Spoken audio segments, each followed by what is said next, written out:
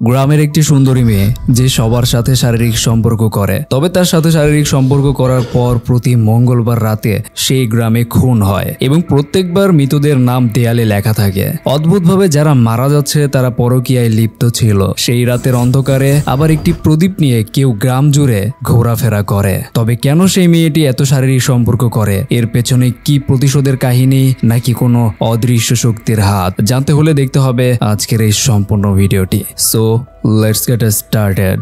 Movie শুরুতে আমাদের 1986 সালের সিন দেখানো হয়। সেখানে আমাদেরকে রবি আর শৈলী নামে দুজন ছোট ছেলে মেয়েকে দেখানো হয়। তারা দুজন একসাথে পড়ালেখা করত এবং তারা দুজনের অনেক ভালো বন্ধু ছিল। একদিন বাড়ি ফেরার সময় তারা কুয়ার কাছ থেকে আওয়াজ শুনে সেখানে যেয়ে দেখে সেখানে একটা কুকুর আটকা পড়েছে। কুকুরটাকে উদ্ধার করার পর শৈলী সেটাকে তার বাড়িতে নিয়ে আসে। শৈলী তার নানির সাথে থাকতো, কারণ তার মায়ের মৃত্যুর পর তার বাবা আরেকটা বিয়ে করে ফেলে আর তার অন্য ওয়াইফ এবং তার বাচ্চাদের নিয়ে থাকে। তবে শৈলীর মা মৃত্যুর আগে তার নামে কিছু সম্পত্তি লিখে দিয়েছিল। সেগুলো দখল করতেই তার বাবা প্রায় শৈলীর নানির কাছে আসতো। শৈলীর নানি তার বাবাকে বলে দেয় এসব কিছু শৈলীর প্রপার্টি, সে তাকে দেবে না। এর কারণে শৈলীর বাবা রেগে সেখান থেকে চলে যায়। এসব দেখে শৈলীর অনেক মন খারাপ হয়, কারণ সে তার বাবাকে অনেক ভালোবাসতো। এসবের জন্য শৈলী মহালক্ষ্মীর মন্দিরে যে কান্নাকাটি করতে শুরু করে। তখনই সেখানে রবি আসে। এদিকে রবি সবকিছু শুনে শৈলীকে বলে চিন্তা করো না, সবকিছু ঠিক হয়ে যাবে। তখনই রবির বাবা সেখানে আসে আর তাকে মারতে শুরু করে। রবি চলে যাওয়ার পর রবির বাবা শৈলীকে খারাপ ভাবে টাচ করছিল, যেটা দেখে বোঝা যায় রবির বাবা তার সাথে খারাপ কিছু করেছে। এবং পরের সিনে দেখানো হয় রবিদের বাড়িতে আগুন লেগেছে। আগুন লাগার সময় সে বাড়িতে রবি আর তার বাবা ছিল। আশেপাশের লোকজন আগুন নেভানোর আগেই তাদের পুরো বাড়িতে আগুন লেগে যায়। এসব দেখে শৈলী অনেক কষ্ট পায়, কারণ রবি তার একমাত্র বন্ধু ছিল, এখন সে আর নেই। এরপর সেই 10 বছর পরে শিফট হয়। সেদিনটি ছিল মঙ্গলবার। এখানে একটা কুকুরকে দৌড়াতে দেখা যায়। এরপরই কুকুরটির পিছু পিছু আমরা একজন মহিলাকে দেখি যে রাতের অন্ধকারে দৌড়াচ্ছিল। তার পায়েলের ঝুনঝুন আওয়াজ অনেক জোরে শোনা যাচ্ছিল। তার হাত আর মাথায় প্রদীপ ছিল। মঙ্গলবার সকালে একজন বৃদ্ধার লোককে দেখানো হয় যে দেয়ালের কিছু লেখা অনেক মনোযোগ দিয়ে পড়ছিল। এরপরই সেখানে গ্রামবাসীরা জড়ো হয়ে লেখা পড়তে শুরু করে। দেয়ালের মধ্যে বড় বড় কিছু লেখা ছিল। এসব লেখা দেখে তারা আশ্চর্য হয়ে যায়। এখানে আবার পুলি আর কাশি নামে দুজন লোক এসে হাজির হয়। তারা দুজনেই বন্ধু, তবে পুলি ছিল অন্ধ। তবে দেয়ালটিতে লেখা ছিল ড্যানিয়েলের বউয়ের সাথে কারো একজনের অবৈধ সম্পর্ক আছে। তখনই সেখানে ড্যানিয়েল এসে হাজির হয়। ড্যানিয়েল কাশিকে জিজ্ঞাসা করতে থাকে, তাই কাশি বাধ্য হয়ে ড্যানিয়েলকে বলে দেয়ালে কি লেখা আছে। ড্যানিয়েল এবার তার বউকে মারার জন্য তার বাড়ির দিকে ছুটতে শুরু করে। বাড়িতে ফেরার পথে সে দেখে কুয়োর সামনে তার বউয়ের আর একটা লোকের ডেড বডি পড়ে আছে সেখানে, এবং গ্রামবাসীরা সেখানেও জড়ো হতে থাকে। তারা ভাবে হয়তো তারা লোক লজ্জার ভয়ে সুইসাইড করে নিয়েছে। তবে এই সব কিছু ইনভেস্টিগেশন করার জন্য এসআই মায়া সেখানে পৌঁছায়। মায়া তার তদন্ত শুরু করে। তখনই সেখানে গ্রামবাসীরা বলে জমিদার যা বলবে তাই হবে। জমিদার অনুমতি দিলে তবেই আপনি ডেড বডি নিয়ে যেতে পারবেন। জমিদার ডেড বডি এখান থেকে নিয়ে যেতে বারণ করে। সে বলে এগুলো মার্ডার না, এটা আত্মহত্যা, আর এইসব পোস্টমর্টম গ্রামে কখনো হয়নি। তাই মায়াকে সে কেস ক্লোজ করে দিতে বলে। এরপর একটা মুখোশ পরা লোককে দেখানো হয়। সে একটা ডেড বডি আগুনে পোড়াচ্ছিল। সিন শিফট হলে আমাদের বিশ্বনাথ নামে একজন ডক্টরকে দেখানো হয়। সে ভালো একজন মানুষ, সবসময় গরিবদের সাহায্য করে। যাদের টাকা নেই তাদের থেকে সে টাকা নেয় না, তাদেরকে বিনামূল্যে সে চিকিৎসা করে। এর পরের দিন আমাদের গ্রামের একটা বিয়ে দেখানো হয়। বিয়েতে রাজা নামের এক লোক বলতে থাকে শিবাই হয়তো ড্যানিয়েলের বউয়ের মার্ডার করেছে। শিবা হলো একজন ফটোগ্রাফার, সে এই বিয়েতে ফটোগ্রাফি করেছিল। শিবার কাছে তখন তার বন্ধু কবির গিয়ে এসব কথা বলে দেয়। ভাই শিবা এসে রাজার সাথে মারামারি শুরু করে, আর এখানে গ্রামবাসীরাও একজন আরেকজনের সাথে মারামারি শুরু করে। এরই মধ্যে এখানে এন্ট্রি হয় রাজেশ্বরী, যে জমিদারের বউ ছিল। তাকে গ্রামের সকলে অনেক পছন্দ করত। রাজেশ্বরী সব সময় দেবদেবীর পূজা করত, তাই সকলে তাকে অনেক সম্মান করত। রাজেশ্বরীকে দেখে সবাই অনেক নরমাল আচরণ করতে থাকে। মনেই হয় না যেন তারা একটু আগে মারামারি করছিল। বুঝতে পারছেন তাকে তারা কতটা ভক্তি করে। তো যাই হোক, রাজেশ্বরী মেয়েটিকে আশীর্বাদ করে চলে যাওয়ার পরই তাদের মধ্যে আবার মারামারি শুরু হয়। অন্যদিকে আমাদের মন্দিরের পুরোহিত আর তার ওয়াইফকে দেখানো হয়। পুরোহিত তার স্ত্রীকে বলছিল মন্দিরের সামনে মেলা বসার সময় হয়ে গিয়েছে, কিন্তু আমার কাছে টাকা নেই। পুরোহিতের স্ত্রী বলে তুমি জমিদারের কাছে যে টাকা চাও। তাই পুরোহিত জমিদারের কাছে টাকা চাইতে আসে, কিন্তু জমিদার ছিল নাস্তিক, তাই সে অপমান করে পুরোহিতকে তাড়িয়ে দেয়। তখনই রাজেশ্বরী সেখানে এসে পুরোহিতদের কাছে ক্ষমা চায় আর তাকে অনেকগুলো টাকা দেয়। অন্যদিকে আবার আমাদেরকে সেই মেয়েটাকে দেখানো হয় যে প্রদীপ জ্বালিয়ে দৌড়ায়। এখন আবার আরেকটা মঙ্গল মঙ্গলবার আসে আবার একই ঘটনা ঘটে। সেই বড় দেয়ালের সামনে কেউ কিছু লিখে দিয়েছে। সমস্ত গ্রামবাসী সেখানে যে আরো দুজনের নাম দেখতে পায় যারা বিয়ে করার পর পরকীয়া সম্পর্কে লিপ্ত ছিল, যাদের নাম সেখানে লেখা ছিল। পরের দিন তাদের ডেড বডি একটা গাছের সাথে ঝুলতে দেখা যায়। এখানে আবার তদন্ত করার জন্য এসআই মায়া আসে।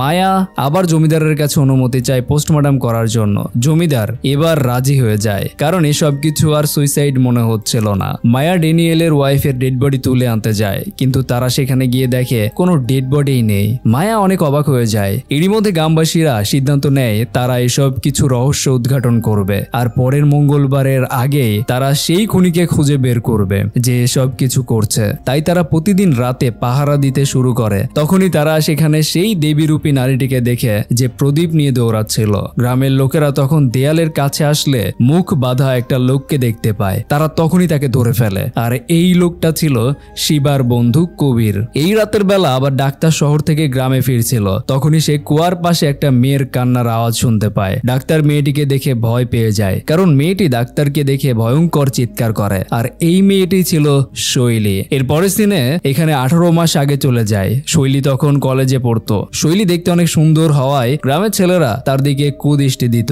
আর অনেক ছেলে তার জন্য পাগলও ছিল। তবে শৈলী কাউকে পাত্তা দিত না। শৈলী তার কলেজের একজন প্রফেসরকে খুবই পছন্দ করত।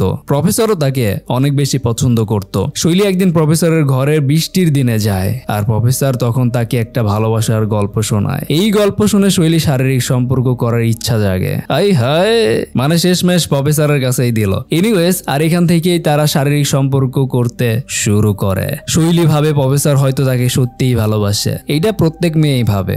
যাই হোক, তবে প্রফেসর অনেকদিন মিসিং থাকার পরে একদিন তার ওয়াইফকে নিয়ে কলেজে হাজির হয়। এনিওয়েজ, এসব দেখে শৈলী প্রচন্ড কষ্ট পায়। প্রফেসরের কাছে সে জানতে চায় প্রফেসর কেন এমনটা করছে। এতে প্রফেসর বলে সে কখনোই শৈলীকে ভালোবাসেনি। এতে শৈলী আরো ভেঙে পড়ে।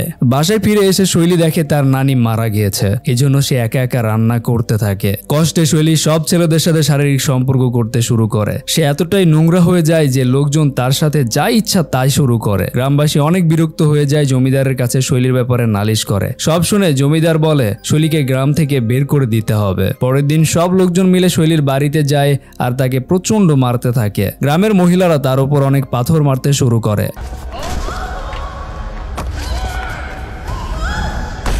এরপরে শৈলীর মরাদেহ কুয়ো থেকে উদ্ধার করা হয়। সবাই ভাবে শৈলী সুইসাইড করে নিয়েছে, আর ঠিক সেই মুহূর্তে সিন বর্তমানে চলে আসে। এদিকে কবিরকে মায়া থানায় ডেকে জিজ্ঞাসাবাদ করছিল। এতে কবির বলে যে সে রাজার বোনের সাথে রিলেশনশিপে আছে, তাই সে নিজের আর রাজার বোনের নাম সেখানে লিখতে গিয়েছিল যাতে গ্রামবাসী তাদের সম্পর্ক মেনে নেয়। তখন মায়ার হাতের লেখার সাথে মিল না পাওয়ায় কবিরকে ছেড়ে দেয়। এরপর আবার মঙ্গলবারের রাত চলে আসে। গ্রামবাসীরা পাহারা দিতে শুরু করে। একটু পর সেই মেয়েটি মাথায় প্রদীপ নিয়ে ছুটতে থাকে। তখন একটা বৃদ্ধ লোক তাকে দেখে ভয় পেয়ে যায়। সে সবাইকে গিয়ে বলে সে মা কালীকে দেখেছে। কেউ তার কথা বিশ্বাস না করে তাকে তাড়িয়ে দেয়। আসলে এটা গ্রামের পুরোহিতের বউ ছিল, যেটা এখনই আমরা জানতে পারলাম।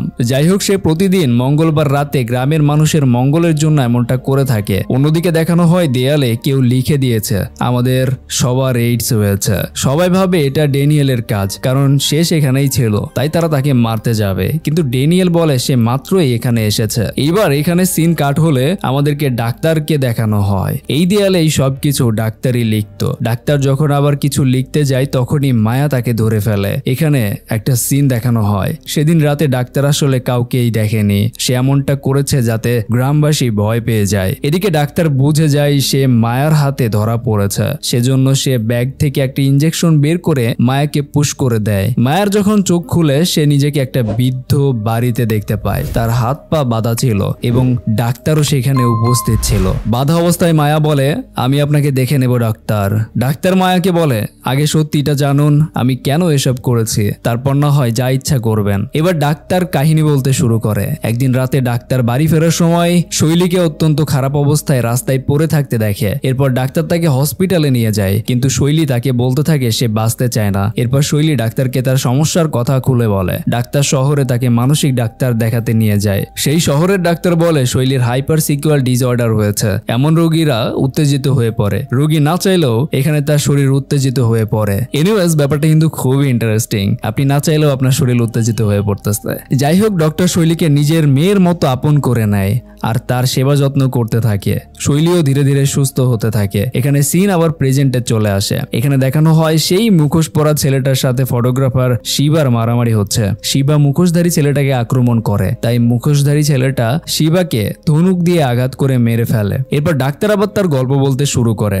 এক ডাক্তার বলে, একদিন আমি সেই মুখোশধারী ছেলেটাকে দেখতে পাই আর তাকে ধরে ফেলি। আর এই ছেলেটি ছিল শৈলীর ছোটবেলার বন্ধু রবি। রবি সবসময় শৈলীর আড়াল থেকে খেয়াল করত।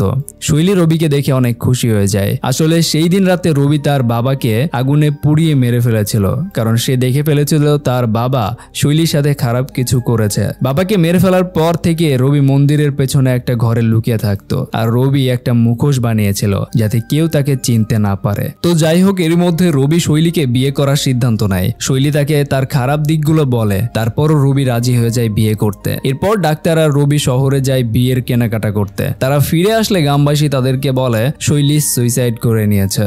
এখানেই ডাক্তার মায়াকে বলে শৈলী আসলে সুইসাইড করেনি, তাকে মার্ডার করা হয়েছে। 6 জন মিলে এই কাজটা করেছে। এর মধ্যে 4 জন মারা গিয়েছে আর একজনকে হয়তো এখন রবি মেরে ফেলেছে। তখন মায়া জানতে চায় আরেকজনকে।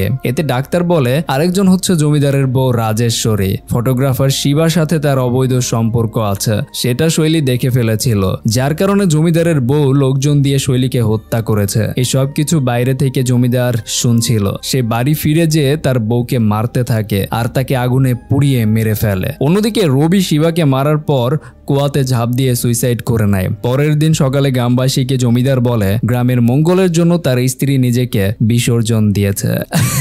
যাই হোক, কাটা দিয়ে কাটা তোলা হয়েছে। জমিদারের এই ডায়লগটা ব্যক্তিগতভাবে আমার কাছে খুবই ভালো লাগছে। ও নিজে মায়েরা বলতেছে যে তার বউ নাকি বিসর্জন দিছে গ্রামের জন্য।